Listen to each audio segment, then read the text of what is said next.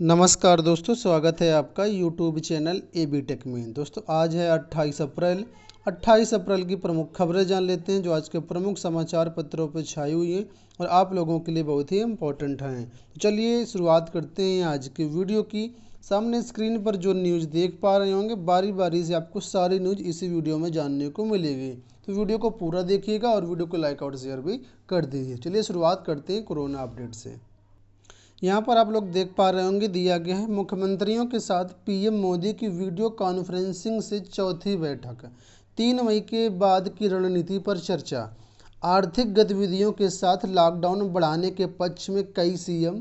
फैसला केंद्र पर छोड़ा। तो पूरा फैसला मुख्यमंत्रियों ने केंद्र पर छोड़ा, लेकिन ये जरूर कहा है कि आर्थिक गतिविधियां भी संचालित की जाएं जिससे अर्थव्यवस्था पर इतना नुकसान ना आए, राज्य को खर्चे चलाने में मदद मिले। ठीक है। और मुख्यमंत्री ने भी कुछ महत्वपूर्ण सुझाव दिए हैं प्रधानमंत्री नरेंद्र मोदी से। तो कई सारी चीज़ों पर अब समीक्षा करेंगे प्रधानमंत्री नरेंद्र मोदी, और कैबिनेट में आज या कल में बैठक हो सकती है। उसके बाद क्या डिसीजन निकलता है उसका ऐलान 2 या 3 मई तक करेंगे। लेकिन दोस्तों ये साफ है कि लॉकडाउन पर इस बार लचीली नीति के आपको संकेत दिखेंगे।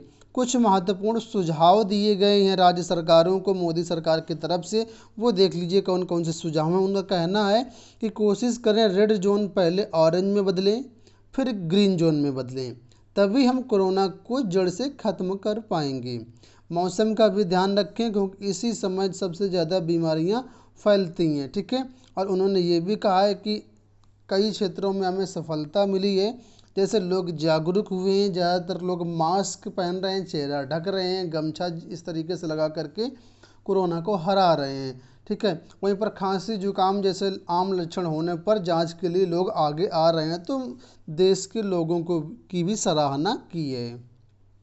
बात कर लेते हैं कोरोना मीटर की। तो 28,380 कुल केस हो चुके हैं अब तक। 1463 पिछले 24 घंटों में केस देखने को मिले हैं, जिसमें से 886 की डेथ हो चुकी है। उत्तर प्रदेश की बात करते हैं तो उत्तर प्रदेश में 1955 केस हो चुके हैं, जिसमें से 31 की डेथ हो चुकी है। वहीं पर दोस्तों एक अच्छी खबर भी है उत्तर प्रदेश से कि उत्तर प्रदेश में पहली बार प्लाज्मा पद्धति से इलाज किया गया और ये प्लाज्मा पद्धति से इलाज सफल हो चुका है। केजीएमयू में कोरोना संक्रमित मरीजों को बेहतर व आधुनिक इलाज मुहैया कराया जा रहा है। इसी के चलते यहाँ पर एक 58 वर्षीय डॉक्टर थे जिनके ऊपर प्लाज्मा थेरेपी का प्रयोग सफल रहा। ठीक है। उरई के रहने वाले थे, इनके ऊपर प्लाज्मा थेरेपी से का प्रयोग किया गया और ये सफल रहा। आने वाले टाइम में जितने भी हॉस्पिटल हैं यहाँ पर आईसीएमआर से मंजूरी मिलने के बाद भी प्लाज्मा थेरेपी से इलाज शुरू होगा और ज़्यादा कारगर साबित होगा। आजकल जो सबसे ज़्यादा कारगर है प्लाज्मा थेरेपी ही है। अगली अपडेट की बात करते हैं तो यहाँ पर अपडेट है एजुकेशन को लेकर के। सरकार ने कहा है कि नहीं होने देंगे पढ़ाई का नुकसान। दोस्तों लॉकडाउन के कारण स्कूल कॉलेज बंद होने के कारण छात्रों की पढ़ाई का नुकसान सरकार नहीं होने देगी। मानव संसाधन विकास मंत्री रमेश पोखरियाल निशंक ने सोमवार को 20,000 से अधिक छात्रों अभिभावकों के साथ ट्विटर पर संवाद किया। उस पर उन्होंने कहा कि किसी भी तरह से छात्रों का नुकसान नहीं होने देंगे। छात्रों की ऑनलाइन पढ़ाई के लिए कई सारे प्लेटफॉर्म मौजूद हैं इस समय, और सभी छात्र यहां पर जाकर के अपनी ऑनलाइन पढ़ाई कर सकते हैं। वहीं पर सीबीएसई बोर्ड की परीक्षाओं को लेकर के उन्होंने कहा कि जैसे ही हालत सामान्य होते हैं 10वीं और 12वीं की जो सीबीएसई बोर्ड की परीक्षाएं वो करवाई जाएंगी, लेकिन इसमें से सिर्फ मुख्य विषयों के 29 पेपर्स की ही परीक्षाएं करवाई जाएंगी। ठीक है। अगली अपडेट की बात करते हैं। केंद्रीय विश्वविद्यालयों में दाखिले के लिए जो ऑनलाइन आवेदन की डेट है वो 23 मई तक बढ़ा दी गई है। जो भी छात्र हैं अभी सीयू सेट के अंतर्गत आवेदन नहीं किए हैं, सीयू सीटी आप लोग जानते हैं कॉमन टेस्ट होता है एंट्रेंस एग्जाम के लिए, तो इसके लिए लास्ट डेट 23 मई तक बढ़ा दी गई है। वहाँ पर जो भी इसमें परीक्षा की डेट थी, पहले ये डेट थी 30 मई, 31 मई, 6 व 7 जून, तो इन ये परीक्षा की डेट को भी फिलहाल पोस्टपोन कर दिया गया है। अगली अपडेट की बात करते हैं तो यहाँ पर यूनिवर्सिटी एग्जाम को लेकर के अपडेट है। विश्वविद्यालयों में आप लोग जानते हैं बीए बीएससी जो भी परीक्षाएं हैं वो अधूरी पड़ी हैं, उसको लेकर के यूजीसी ने कहा है कि ऑनलाइन व ऑफलाइन दोनों ही करा सकेंगे, दोनों प्रकार से ही विश्वविद्यालयों को पूरी छूट रहेगी। अपने अपनी क्षमता के अनुसार विश्वविद्यालय ये पढ़ाई करवा मतलब जो परीक्षाएं वो ले पाएंगे, ठीक है। इसके लिए यूजीसी एक गाइडलाइन बहुत जल्द जारी करेगा, लेकिन उन्होंने ये साफ कहा कि गाइडलाइंस का पूरी तरीके से पालन करना जरूरी नहीं है। ये अपनी विश्वविद्यालय अपने सामर्थ्य के अनुसार अपना जो परीक्षाएं हैं वो ले सकते हैं। अगली अपडेट की बात करते हैं तो दोस्तों डीएलएड में गरीबों को मिलेगा 10% आरक्षण। ये एक अच्छी खबर है जनरल वर्ग के अभ्यर्थियों के लिए। तो आप लोग जानते हैं कि कक्षा 1 से 8 तक के स्कूलों में पढ़ाने के लिए डीएलएड अनिवार्य होता है। 2020-21 सत्र में इस बार आपको ईडब्ल्यूएस के 10% आरक्षण को लागू कर दिया गया, ठीक है। केंद्र सरकार ने पिछले साल इसका प्रावधान किया था, तो फिलहाल 2020-21 इसी सत्र से आपको इसका बेनिफिट मिलेगा, ठीक है। और एक अच्छी खबर इसमें यह भी है कि आरक्षण मिलने पर बढ़ेंगी डीएलएड की 57,000 सीटें। डीएलएड में ईडब्ल्यूएस के लिए 10% आरक्षण लागू होने पर 57,287 सीटें भी बढ़ेंगी। आपको बता दें वर्तमान में 67 डायट हैं व एक college of teachers education Varanasi में 10,000 सीटें यहाँ पर हैं। तो कुल मिलाकर के ये एक अच्छी खबर है। वहीं पर दोस्तों यूपी में कोरोना से निपटने के लिए कोरोना वायरस को ट्रेनिंग दी जा रही है, और इसी के तहत मुख्यमंत्री योगी आदित्यनाथ ने इंटर कॉलेज, डिग्री कॉलेज के प्रधानाचार्य व शिक्षकों को भी कोरोना वायरस से बचाव के संबंध में प्रशिक्षित करने का निर्देश दिया, ताकि ये लोग आमजन को जागरूक कर सकें, ठीक है। तो अब जो भी टीचर हैं इनको भी कोरोना वॉरियर्स के रूप में ट्रेंड किया जाएगा।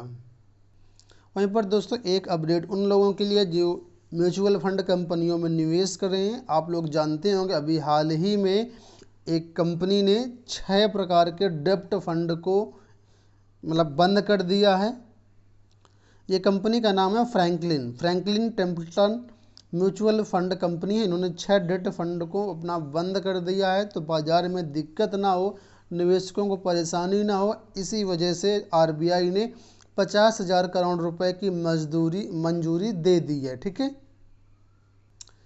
सभी अभिभावकों के लिए ये अपडेट है कि उत्तर प्रदेश के सभी बोर्ड के स्कूल इस सत्र में फीस नहीं बढ़ा पाएंगे, चाहे सीबीएसई बोर्ड हो, चाहे आईसीएसई बोर्ड हो, यूपी बोर्ड हो या कोई अन्य बोर्ड हो, ठीक है।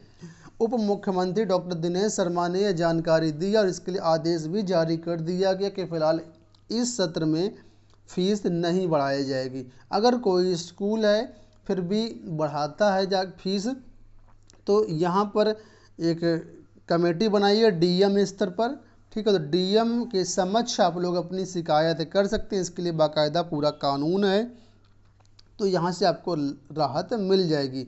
वहाँ पर जिन स्कूलों ने अपनी फ़ीस ऑलरेडी बढ़ा दी है तो उनके लिए भी यहाँ पर अपडेट है कि वो लोग अपना जो फीस बढ़ाने का आदेश है तुरंत वापस लें, किसी भी प्रकार से इस सत्र में फीस ना बढ़ाई जाए।